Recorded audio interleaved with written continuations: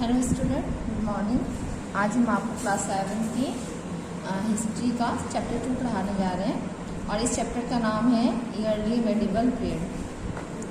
और देखो इसमें आपको ईयरली मेडिवल पीरियड के बारे में पढ़ना है।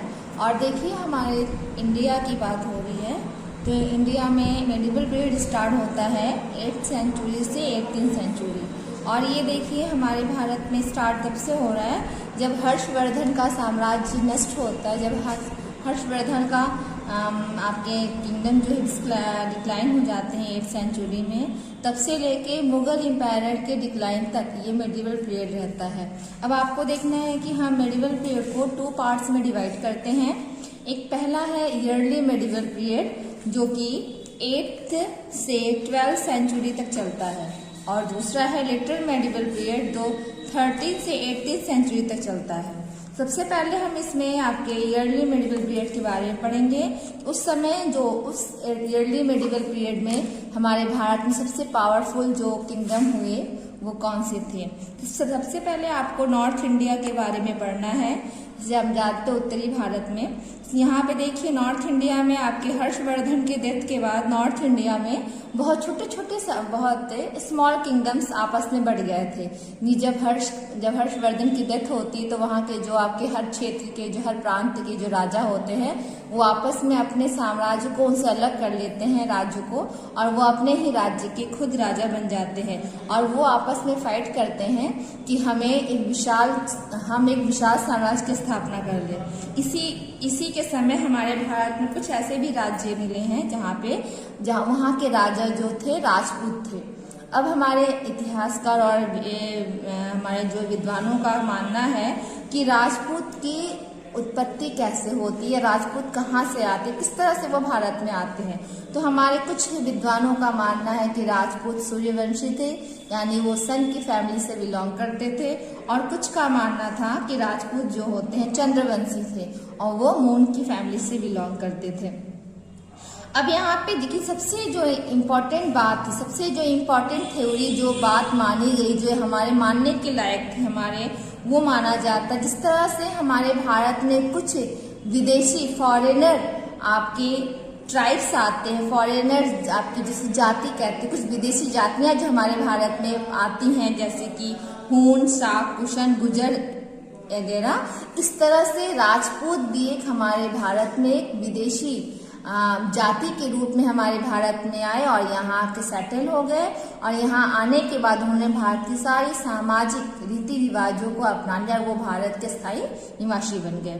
उसके बाद देखिए हम आगे बात करेंगे इसमें हर्षवर्धन के साम्राज्य के नष्ट होने के बाद हमारे उत्तर भारत में सबसे जो फेमस साम्राज्य हुआ वो था प्रतिहार। और वो समय आपका प्रतिहार वंश जो था, प्रतिहार साम्राज्य था, उत्तर भारत सबसे पावरफुल था। लेकिन ये बात होती है कि जब उस समय जो प्रतिहार राजा थे वो एक तरह से त्रिपाठी स्ट्रगल में अपने आप को व्यस्त रखे थे। त्रिपाठी स्ट्रगल वो स्ट्रगल था जिसमें 3 साम्राज्य के राजा आपस में लगातार युद्ध करते हैं, और ये आपकी फाइट जो है लगातार 8th सेंचुरी से 10th सेंचुरी तक चलती रही। इसमें अंत में ये 3 राजाओं के नाम थे प्रतिहार, पाल और राष्ट्रकूट।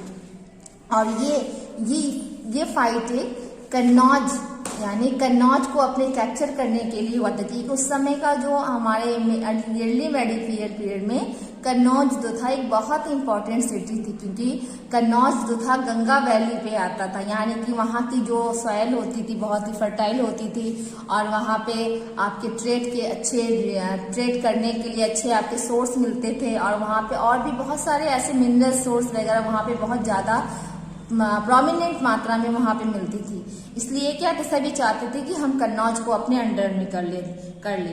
और ये यहाँ पे ये लगातार ये फाइट चलता रहा, जिससे क्या ये तीनों ही साम्राज्य आपस में बहुत ही वीक हो गए। पाल, प्रतिहार, राष्ट्रकूट तीनों ही साम्राज्य के जो राजा थे बहुत ही कमजोर पड़ गए। उनके बहुत सारे आपके जो उनके लॉस हुए, उनके सैनिक मारे गए, बहुत और सी चीजें हुई, इनका धन की हानि होती है। और इस तरह से क्या हुआ, लास्ट में आपके प्रतिहार राजा उन पे विजय प्राप्त होते हैं। प्रतिहार राजाओं ने अपने प्रतिहार के जो राजा होते हैं साम्राज्य, जिन्होंने कन्नौज को अपने कैप्चर में कर लिया होता है। और बात होती है 1018 1018 में जो प्रतिहार के राजा थे उन्हें मोहम्मद गजनी ने हरा दिया और वहीं से प्रतिहार साम्राज्य का विनाश हो गया।